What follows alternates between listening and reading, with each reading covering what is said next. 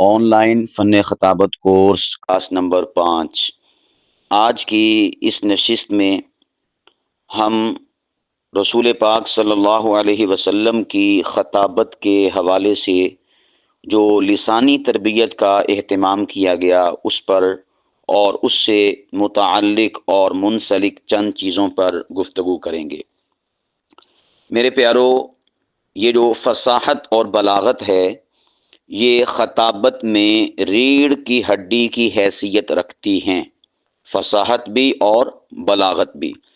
گویا کہ جس طرح ہمارے جسم، ہماری باڈی میں ریڑھ کی ہڈی ہوتی ہے کہ اگر وہ توانا اور طاقتور ہے اور صحیح سالم اور تندرست ہے تو پورا کا پورا وجود ہمارا تن کے کھڑا ہے، پورا کا پورا وجود ہمارا پوری آب و تاب کے ساتھ کھڑا ہے۔ اور اگر خدا نہ کرے ریڑھ کی ہڈی میں فالٹ پیدا ہو جائے، کمزوری اور ویکنس پیدا ہو جائے تو پھر وجود انسان کا گر جاتا ہے۔ سیم اسی طرح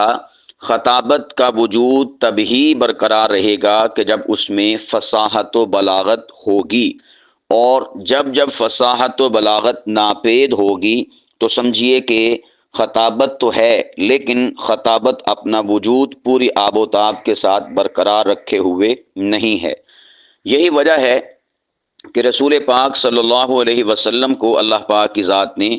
اس کی تربیت دینے کے لیے بچپن کے زمانے میں ہی اللہ کے نبی علیہ الصلاۃ والسلام نے بنو سعد میں پرورش کے لیے بھیج دیا۔ اب یہاں پر ایک بات یہ ذہن نشین فرما لیں کہ جو قرآن پاک ہے، قرآن پاک مختلف قسم کے مضامین اور مختلف قسم کے جو مسائل اور مختلف قسم کی جو چیزیں ہیں ان پر مشتمل ہے، لیکن قرآن پاک کی اگر آپ ریڑھ کی ہڈی کسی شے کو سمجھ سکتے ہیں وہ ہے فصاحت و بلاغت۔ یہی وجہ ہے کہ قرآن کی فصاحت و بلاغت کے آگے جو فصحائے عرب تھے اور ادبائے عرب تھے اور خطبائے عرب تھے اور شعرائے عرب تھے، انہوں نے سر تسلیم خم کیا اور اپنی گردن کو قرآن پاک کی فصاحت و بلاغت کے سامنے جھکا دیا، سرنگوں کر دیا۔ گویا کہ قرآن پاک بھی فصاحت و بلاغت پر مشتمل ہے۔ اور پھر اس کے بعد رسول پاک صلی اللہ علیہ وسلم جو ہمارے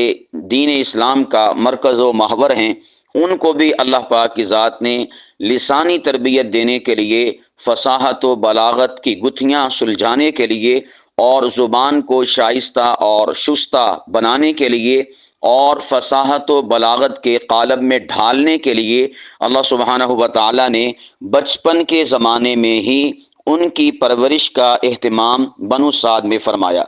اس لیے کہ عرب میں دو قبیلے فصاحت و بلاغت میں سب سے ممتاز تھے، نمبر 1 قبیلہ قریش اور نمبر 2 قبیلہ بنو سعد۔ قریش میں تو آپ صلی اللہ علیہ وسلم پیدا ہوئے تھے اور بنو سعد میں آپ علیہ الصلاۃ والسلام نے پرورش پائی۔ اور یہاں جو اللہ پاک کی ذات نے انتظام اور انصرام فرمایا کہ جو ماں کے پیٹ میں ایک بچے کی میموری میں اور بچے کی سماعتوں میں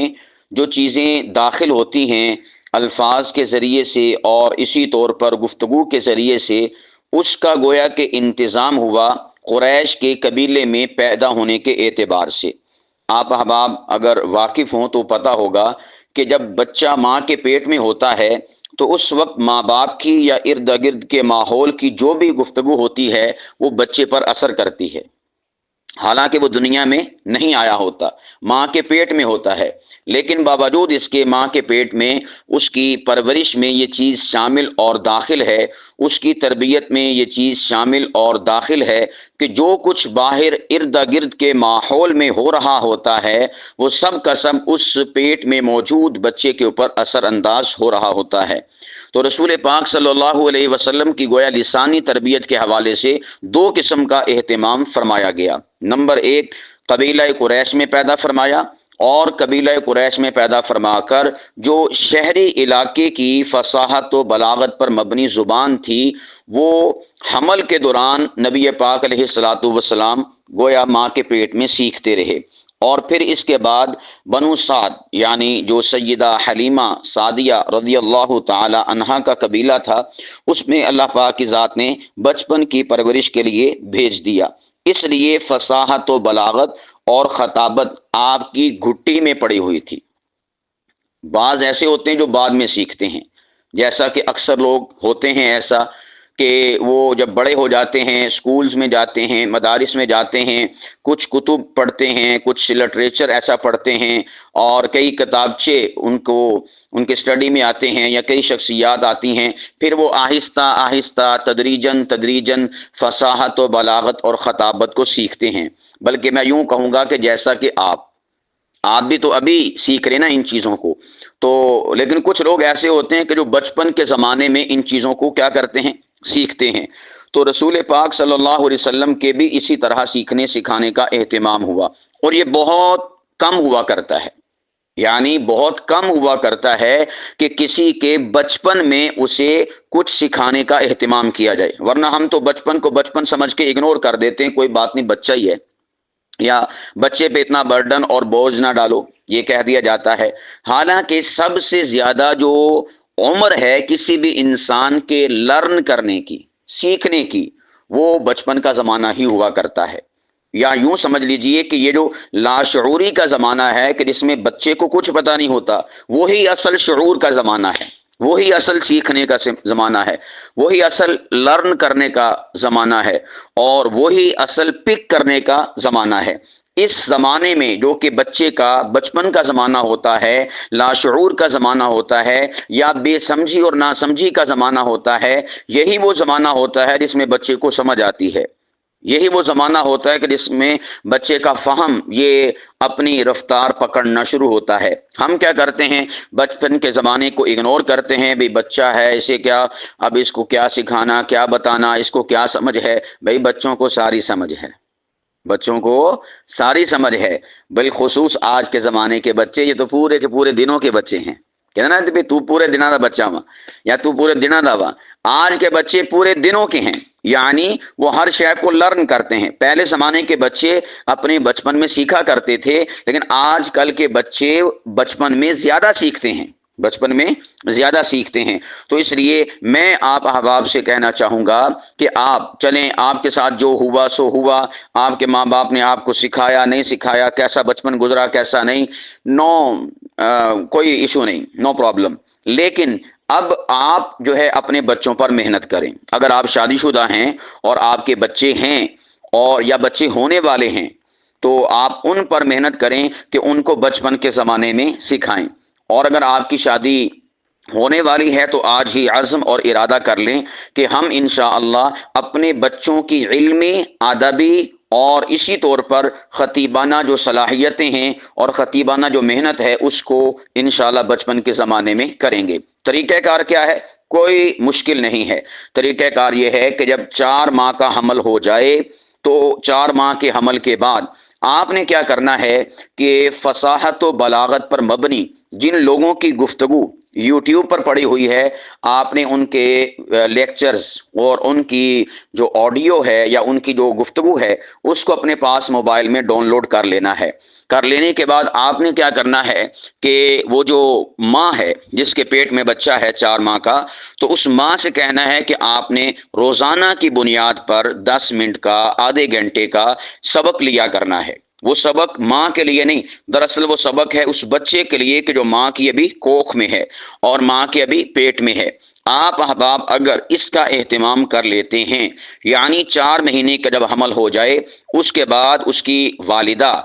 یعنی آپ کی بیوی بھی ہو سکتی ہے، وہ آپ کی بیٹی بھی ہو سکتی ہے، آپ اسے بھی سبق دیجئے، آپ کی بہن بھی ہو سکتی ہے، اسے بھی یہ بات بتائیے۔ تو وہ جو ہوگی اس زمانے میں سننے والی، تو گویا کہ اس زمانے میں اس کی وہ سنی ہوئی چیزیں اس کے پیٹ میں موجود بچے پر اثر کریں گی، اور پھر جب وہ بچہ 9 مہینے کے بعد پیدا ہوگا تو یاد رکھیے گا وہ بچہ پیدا نہیں ہوگا بلکہ وہ خطیب پیدا ہوگا، وہ بچہ پیدا نہیں ہوگا بلکہ فصیح و بلیغ زبان والا پیدا ہوگا۔ یہ بہت گر کی بات ہے، اس کو ہلکا مت لیجئے گا، سیریس لیجئے گا، تو انشاءاللہ آپ ہر حوالے کا انقلاب اپنے بچوں میں دیکھیں گے۔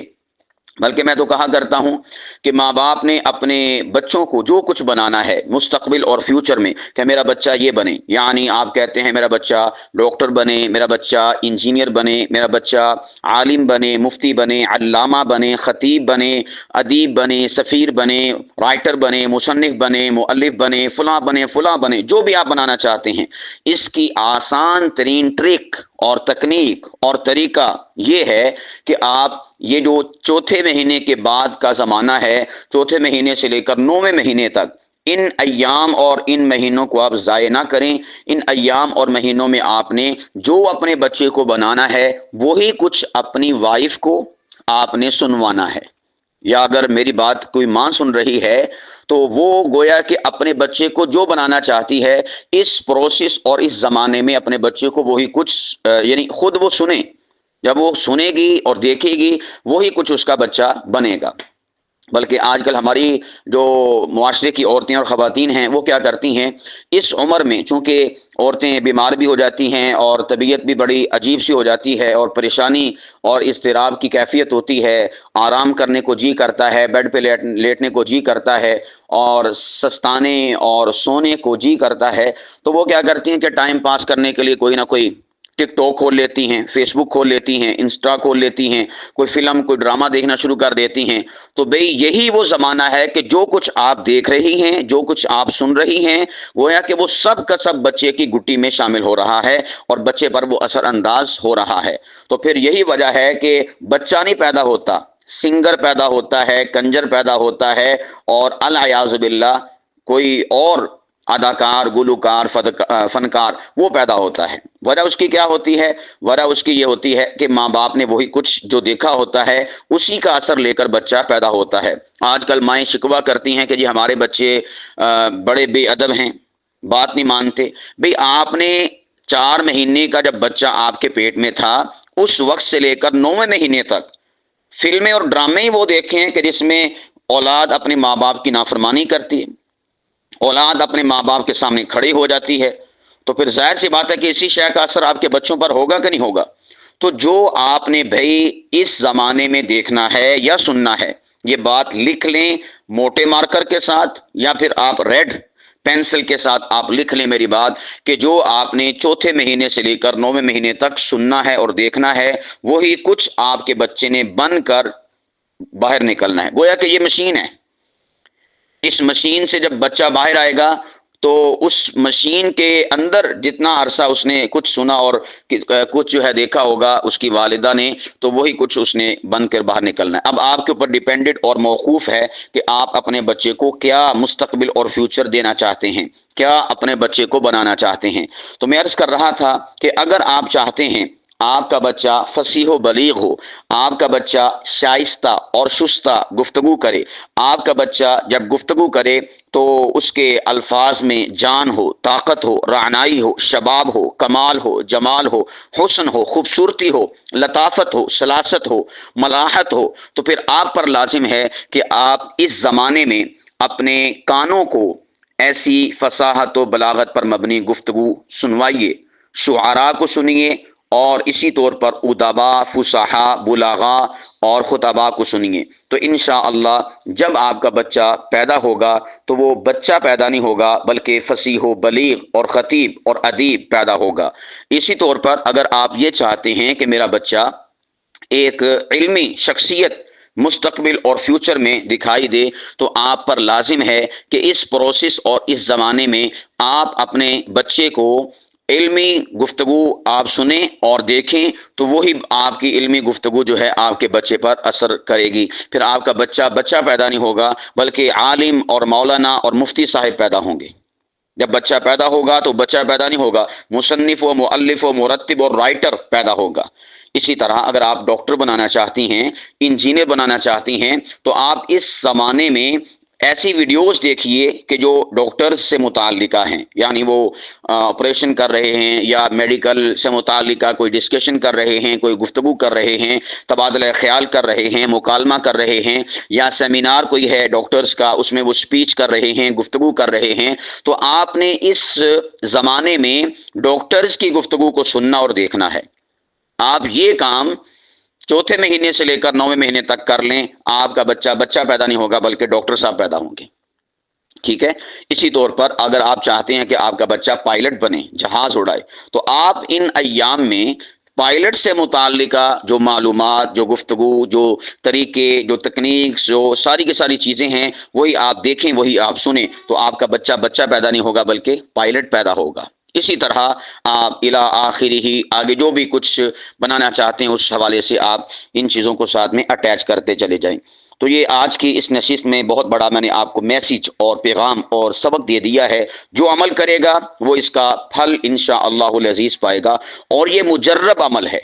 मुजर्रब उसे कहते हैं कि जिस पर तजर्बा हो चुका हो। यानी बात चीज़ें ऐसी होती हैं कि जो अभी तजर्बे की राह में होती हैं, यानी उन पर तजर्बा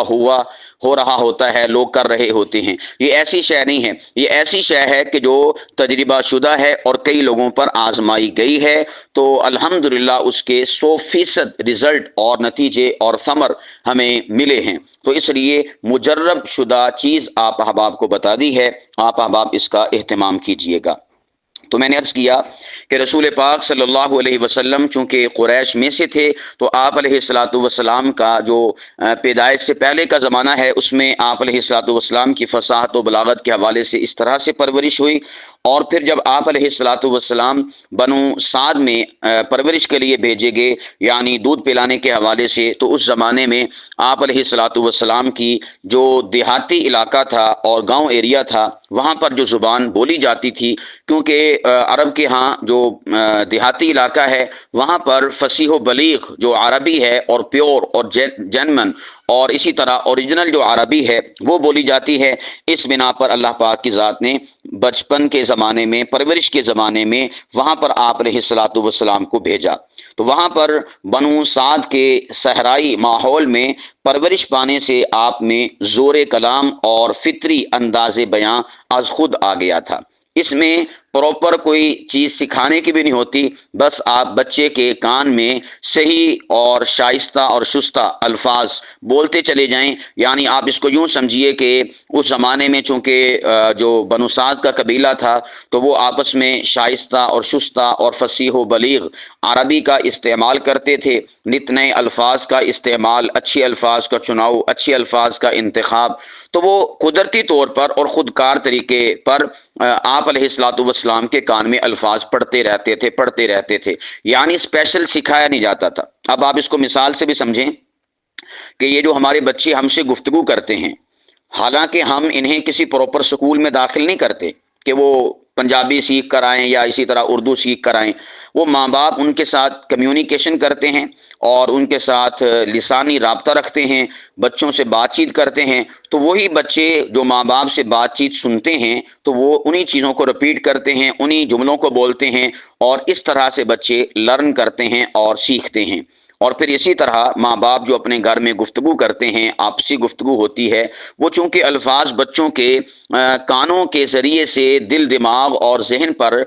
मुनक्कश होता है और अल्फाज पहुँचते हैं। इस बिना पर बच्चे उन अल्फाज को उनकी डिक्शनरी में और वोकैबरी में वो चीज़ें, वो अल्फाज, वो जुमले, वो पेराए महफूज होते चले जाते हैं। और जब जब उन्हें अपने एहसासात और जज्बात का इजहार करना होता है, उसके लिए खुद ब खुद खुदकार तरीके से उनकी वोकैबरी से और उनकी डिक्शनरी और लुगत से वो अल्फाज निकल कर उनकी ज़ुबान पर आते हैं। यूँ उनके एहसासात और जज्बात की तर्जुमानी लफ्ज़ों के ज़रिए से हो जाती है। अब यहाँ पर देखें कि किसी भी तरह से माँ बाप ने स्पेशल उनको सिखाया नहीं, किसी स्कूल में दाखिल नहीं किया, किसी मदरसा में दाखिल नहीं किया। बावजूद इसके बिना दाखिले के वो सारी की सारी ज़ुबान समझते भी हैं और सारी की सारी ज़ुबान बोलते भी हैं। तो इसी तरह रसूल पाक अलैहिस्सलातु वस्सलाम को अल्लाह पाक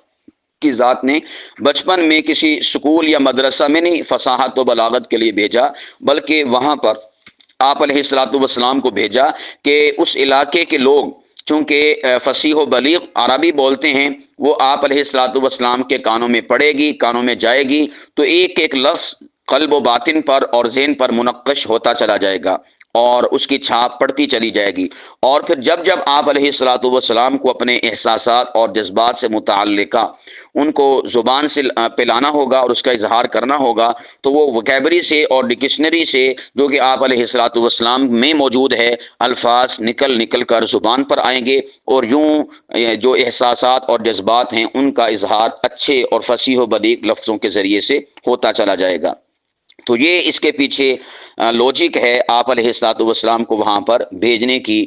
بنو سعد قبیلے کے اندر۔ تو اس وجہ سے میں اور آپ بھی ان چیزوں سے لرن کریں اور سیکھیں اور سمجھیں کہ جب آپ علیہ الصلاۃ والسلام کے لیے اس قدر اہتمام ہو سکتا ہے تو ہم اپنے لیے یا اسی طور پر جو اپنے بچے ہیں ان کے لیے اس کا اہتمام کیوں نہیں کرتے۔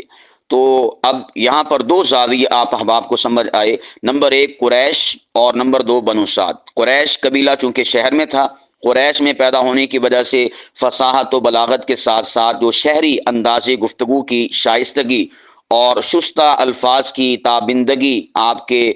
کلام میں نظر آتی تھی، وہ رچ بس گئی تھی، کیونکہ آپ علیہ الصلوۃ والسلام قریش میں پیدا ہوئے تھے۔ اور پھر اس کے بعد جو ہے بنو سعد کا جو قبیلہ تھا، وہاں پر آپ علیہ الصلوۃ والسلام کا جو پیور اور خالص عربی تھی، اس کے الفاظ آپ علیہ الصلوۃ والسلام کے مزاج میں رچ بس گئے تھے۔ اور پھر سب سے بڑی بات یہ ہے کہ یہ بھی نہیں کہ آپ علیہ الصلوۃ والسلام کا انحصار، یعنی خصوصاً حضور علیہ الصلوۃ والسلام کی بات کی جائے، اسی چیز پر تھا، بلکہ آپ علیہ الصلوۃ والسلام کو سب سے بڑی بات یہ ہے کہ تائید الہی بھی حاصل تھی، اور تائید الہی بھی ایسی کہ جس کا ادراک انسانی عقل جو ہے وہ نہیں کر سکتی۔ اور پھر جب آپ علیہ الصلوۃ والسلام نے اس تائید الہی سے زبان کھولی تو آپ علیہ الصلوۃ والسلام کی زبان کیا کھلی کہ معرفت کا نور برسنے لگا۔ آپ نے کلام فرمایا تو فصاحت و بلاغت کے چشمے ابلنے لگے، جلالت خطابت آپ پر نثار ہونے لگی، اور طلاقت بیاں آپ پر قربان ہونے لگی، اور ایجاز و اختصار آپ کی زبان پر اور آپ کے انداز کلام پر صدقے جانے لگا، اور آپ علیہ الصلوۃ والسلام کی اس موقع پر حسن ترکیب اور جدت ترتیب آپ علیہ الصلوۃ والسلام کی تائید الہی کا عکاس ثابت ہوئی۔ آپ علیہ الصلوۃ والسلام نے جب زبان کھولی تو اس موقع پر جو منتخب حروف اور موزوں الفاظ کسی بھی کلام کے ہوا کرتے ہیں، وہ آپ علیہ الصلوۃ والسلام کے غلام بن کر آپ کے سامنے ہاتھ باندھے کھڑے ہوئے محسوس ہوئے۔ خوش بیانی اور شگفتہ بیانی آپ علیہ الصلوۃ والسلام کی پھر کنیزیں بنی، اور حاشیہ برداری میں آپ کے پیچھے پیچھے چلا کرتی تھی۔ یہ اللہ پاک کی ذات نے حضور علیہ الصلوۃ والسلام کو اوصاف عطا فرمائے۔ اور پھر یہی وجہ ہے، اب یہ دو چیزیں تو ایک فزیکل لائف اور فزیکل دنیا سے متعلقہ ہے، ایک شے جس کو آپ علیہ الصلوۃ والسلام نے خود بیان فرمایا وہ ہے اوتیت بجوامع الکلم، کہ اللہ پاک کی ذات نے مجھے جامع کلمات عطا فرمائے ہیں۔ گویا کہ جامع کلمات حضور علیہ الصلوۃ والسلام نے جو اپنی خصوصیت ارشاد فرمائی، یہ اسی بات کی عکاسی کرتی ہے کہ حضور علیہ الصلوۃ والسلام کی زبان کو اللہ سبحانہ و تعالیٰ کی تائید بھی حاصل تھی، اور اللہ سبحانہ و تعالیٰ نے اسپیشل اور خصوصی طور پر آپ علیہ الصلوۃ والسلام کو فصاحت و بلاغت والے الفاظ سے نوازا تھا۔ آپ علیہ الصلوۃ والسلام یہ جو گفتگو کا انداز تھا جو اللہ پاک کی طرف سے عطا ہوا، اور پھر اس کا ایک فزیکل اور پریکٹیکل اللہ پاک کی ذات نے اہتمام بھی فرمایا۔ جب آپ علیہ الصلوۃ والسلام اس طرح سے گفتگو کرتے تھے تو لوگ آپ علیہ الصلوۃ والسلام کو افصح العرب کہا کرتے تھے، یعنی آپ علیہ الصلوۃ والسلام سرزمین عرب اور زبان عرب کے، لسان عرب کے سب سے زیادہ فصیح و بلیغ شخص قرار پائے۔ آپ علیہ الصلوۃ والسلام کے اس وصف کا نہ تو آپ کی زندگی میں کوئی مقابلہ کر سکا، اور نہ آج تک کسی میں یہ جرت پیدا ہو سکی، اس لیے کہ آپ علیہ الصلوۃ والسلام کا جو حسن بیان تھا اس پر تو خالق نطق و بیان کی بھی تائیدی مہر ثبت تھی، جیسا کہ اللہ پاک قرآن کریم میں فرماتے ہیں وما ينطق عن الهوى ان هو الا وحی یوحی،